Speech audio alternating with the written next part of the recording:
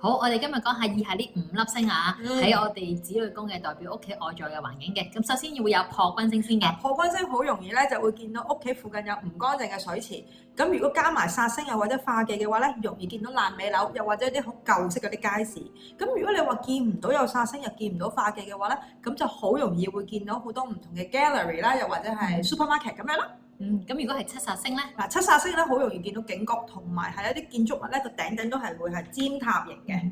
咁巨門啦，嗱，巨門咧就好似一個無底洞啦，成日都講噶啦。咁然後容易見到啲咩水道啊、隧道咁樣。咁如果你話有埋煞星又有啲化忌嘅話咧，容易見到一啲咧廢棄咗嘅公園嘅。咁天機啦，天機星咧容易咧周圍咧就會見到啲矮嘅樹啦，又或者係單棟樓啦，又或者係啲乜嘢咧？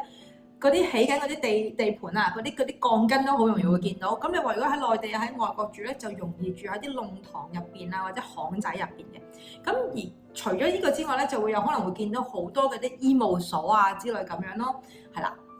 咁最後武曲啦，武曲嘅話咧就比較務實啲嘅，所以你哋會見到啲咩警局，又或者係因為佢都代表揾錢嘅，咁所以會見到唔同嘅金融機構，例如啲銀行啊，又或者借貸公司之類，甚至係有啲小型嘅工作坊。咁大家快啲睇下自己個命盤裏面有冇呢5粒星啦。係啦，咁有啲咩嘅隨時留言俾我哋啦，我哋隨時方便嘅話都會解答俾你哋聽嘅。又寫玄學，活學活用，大家記得 follow 我哋啊 like ，share。comment。